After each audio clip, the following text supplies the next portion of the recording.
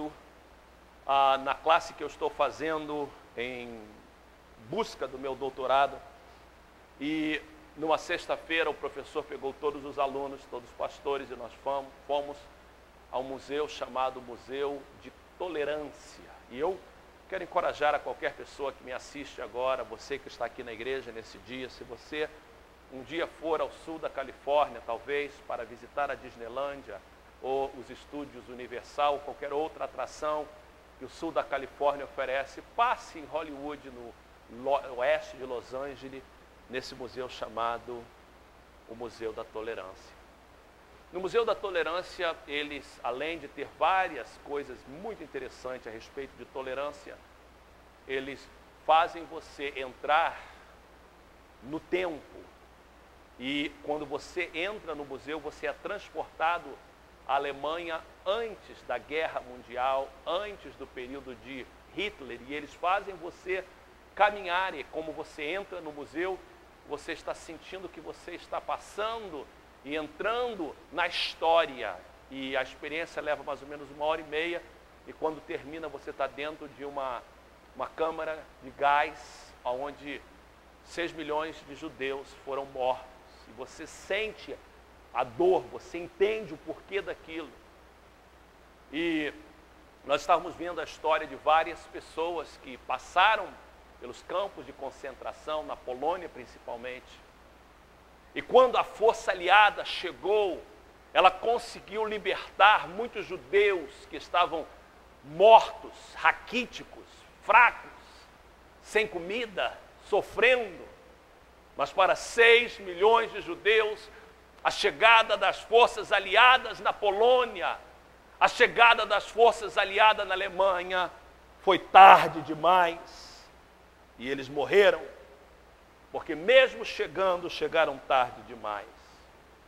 Tarde demais fala de oportunidades perdidas, coisas que poderíamos ter feito e não fizemos, coisas que deveríamos ter falado e não falamos, coisas que poderíamos ter feito, falado, sentido, pessoas que poderíamos ter encontrado decisões que poderíamos ter feito e não fizemos, porque foi tarde demais.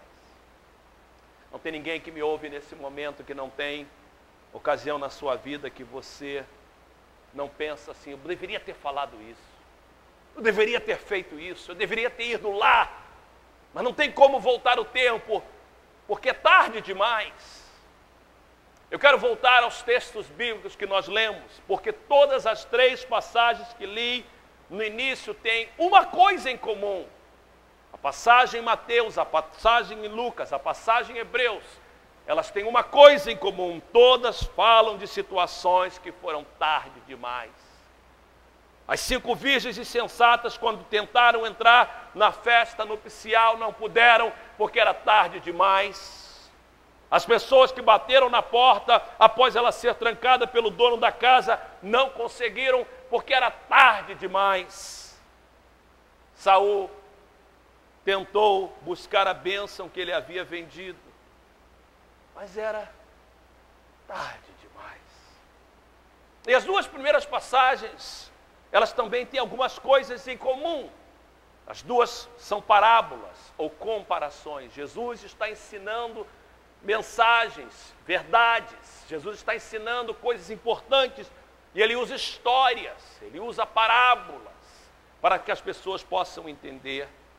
Para entendermos sobre o reino de Deus, que é uma referência não só do céu, mas de uma vida eterna, de paz, tranquilidade, amor, baixo o senhorio do Rei dos Reis, Senhor dos Senhores, Jesus, nosso Salvador. Em contraste a uma vida de separação eterna desse Deus maravilhoso que nos ama e que nos criou. As 2 mensagens as 2 parábolas, não só falam a respeito do reino de Deus, mas faz uma referência do tempo futuro, quando a porta se fechará. Porta, nessas 2 passagens, são exemplos de oportunidades. No caso, oportunidade de salvação. Quando as portas se fecharem, as oportunidades cessarão. E as 2 passagens falam de portas fechadas, de oportunidades perdidas, porque era tarde demais. Vamos rapidamente olhar essas 3 passagens. A primeira dela, em Mateus capítulo 25, o contexto é o sermão profético de Jesus. Jesus sai da cidade de Jerusalém, juntamente com alguns dos seus discípulos, e ele sobe ao Monte das Oliveiras, que está bem em frente da cidade de Jerusalém, e ao Jesus entrar ali e sentar com os discípulos no Monte das Oliveiras, os discípulos apontam para o templo que dava para ver de cima do monte, até hoje dá para ver o local onde era o templo do Monte das Oliveiras, e eles dizem assim: Jesus, está vendo lá? Ó, que coisa linda! E Jesus diz assim: não vai ficar pedra sobre pedra que não seja tudo derribada. E Jesus então começa a falar do tempo do fim. Eles fazem 3 perguntas a Jesus: quando acontecerão essas coisas? Quais são os sinais da tua vinda e do fim do mundo?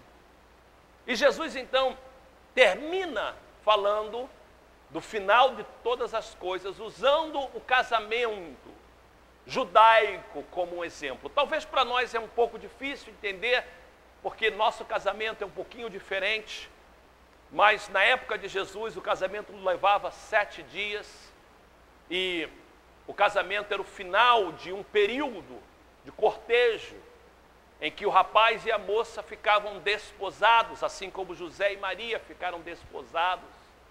E o que acontece então, quando 2 estavam desposados, era um noivado muito mais forte do que nós temos, porque só podia ser quebrado pelo divórcio. Eles eram casados legalmente, embora não tivesse vida ainda 2. E quando estivesse perto, o noivo saía para preparar o local, para preparar a morada, para preparar a casa para eles, e quando ele estava perto de vir, ele enviava alguém dizendo: olha, as festas de núpcias estão chegando, vocês têm que preparar, mas ele não dizia a hora. E o que acontece, essas 10 virgens não são as noivas, essas 10 virgens, elas são as madrinhas da noiva. E elas tinham então que estar prontas, preparadas. E essas 10 virgens são divididas em 2 grupos. Todas eram virgens, todas esperavam o noivo, todas tinham candeias, todas tinham vasilhas, todas tinham dinheiro para comprar óleo. A única diferença é que 5 eram insensatas e 5 eram prudentes. 5 insensatas, 5 prudentes, o resto tudo igual. A prudência é vista na preparação, a insensatez é vista na falta de preparação. Quando o noivo chega, o noivo vem para todas, há um grito dizendo: aí vem o noivo! E as 10 se levantam, mas só 5 entraram para a festa nupcial. Por quê? Porque 5 delas, esperando o noivo, não tinham óleo suficiente na sua candeia. E quando elas pediram emprestado, as outras 5 disseram: não, vocês vão lá comprar. Elas tinham dinheiro para comprar. A única razão que elas não tinham comprado é porque elas eram insensatas. E por causa disso, elas não entraram, porque era tarde demais. E quando elas bateram na porta, o noivo disse: não as conheço. É tarde demais. A segunda história é o dono da casa. A segunda passagem é muito interessante porque ela acontece devido a uma pergunta feita a Jesus. Alguém vem para Jesus e diz assim: Senhor, serão poucos os salvos? Serão poucos os salvos? É uma pergunta, na verdade, interessante, mas essa pergunta não tem nexo, por isso que Jesus não responde a pergunta de forma direta. A pergunta não é se são poucos ou muitos. Nós sabemos que são muitos, pois a Bíblia diz que são tantos como a areia da praia. Mas o mais importante não é quantos se são salvos, o mais importante é: você é salvo.